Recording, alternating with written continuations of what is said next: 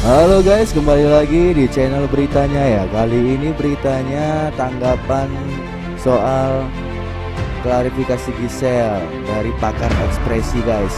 Untuk video lebih lanjutnya, let's go. Nah, ini yang menarik ya, dari responnya seorang Gisel, dia tidak langsung membantah mengatakan ya atau tidak ya. Justru yang Bunda lihat itu gestur dia merasa sebagai korban ya.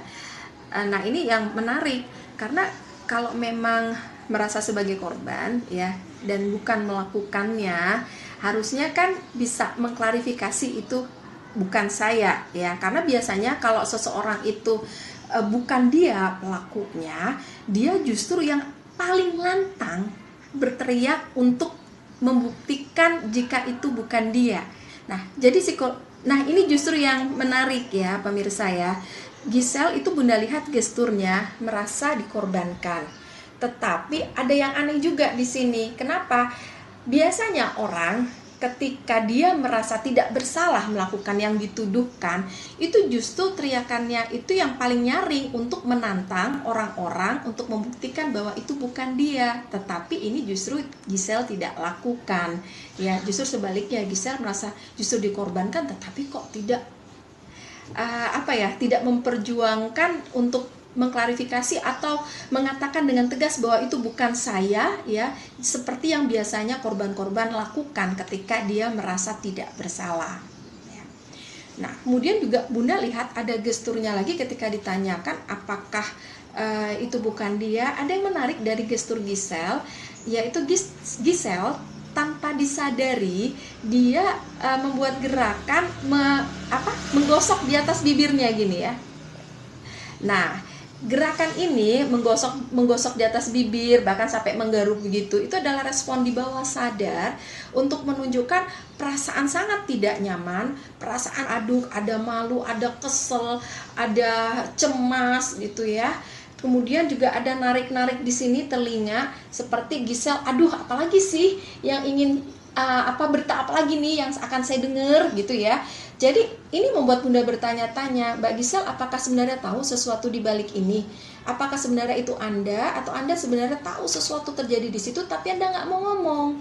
Karena campur aduk perasaannya dia. Ini unik ya, mengapa seorang Gisel itu menunjukkan respon dia sampai harus tuh garuk-garuk bibir di bagian atasnya. Ini menunjukkan ada perasaan campur aduk ya, bersalah, ya marah, ya nggak terima, ya sedih, ya cemas ya. Ini ada apa? Apakah Mbak Gisel sebenarnya tahu sesuatu terkait video tersebut tetapi dalam tekanan tidak bisa cerita apa sebenarnya yang terjadi gitu ya. Gitu pemirsa. Kalau dibilang sih mirip-mirip banget ya pemirsa ya, tapi apakah itu Gisel atau tidak ya? Nah, ini masih harus dicocokkan lagi dengan dengan banyak parameter. Jadi tidak semudah itu ya pemirsa kita langsung bilang oh itu pasti Gisel. Enggak, belum tentu, karena kita harus cek dulu apakah video tersebut bener asli atau editan, itu pertama.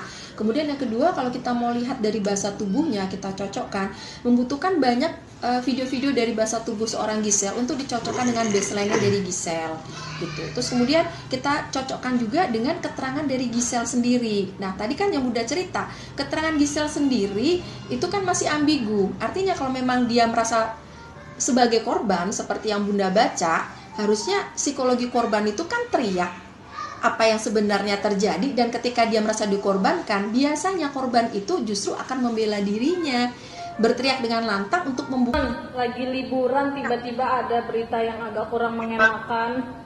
Gimana nih Non? Dengar kabar? Udah dengar belum kabarnya Non? Udah lah, denger banget. Kan langsung ini kan ada apa nih gitu, kayak again gitu.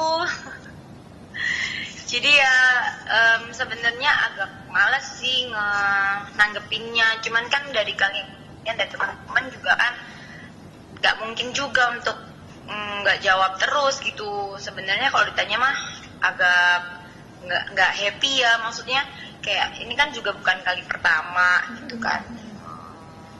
Ya ada bocor lagi. Gak apa-apa kan? Gak apa-apa Non. Ya bukan kali pertama banget gitu. gitu. Jadi ya yang kemarin aja kita masih proses gitu. Jadi ya ya udahlah Pak. Ya jadi dikit inilah liburannya, aduh ada apa nih gitu kan, kaget tiba-tiba. Pertama kali tahu kapan non kalau boleh tahu? Semalam. Cuman ya udah, kita ya paling ya udahlah udah pernah juga gitu kan, jadi udah kita hadapin aja. Nah kemarin juga masih diproses, jadi ya akan berjalan berbarengan aja lah gitu. Ya, sebenarnya sedih sih, berkali-kali lagi kan gitu. Cuman kemudian kalau anak-anak gimana gitu kalau ngelihat kayaknya langganan banget. Iya cuman ya udahlah gitu, nggak apa-apa, yang penting kan aku yang tahu, maksudnya kehidupannya kan kita yang jalani. Pokoknya aku ini sih kayak nggak mau kayak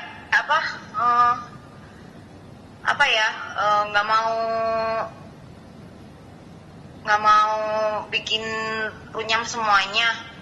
Kalau kayak gitu yang mukanya kayak aku juga banyak kan gitu, jadi ya nggak mau yang itulah, udah pernah lah, udah lewat itu, maksudnya yang begini udah jadi ya udahlah, ya sama lah.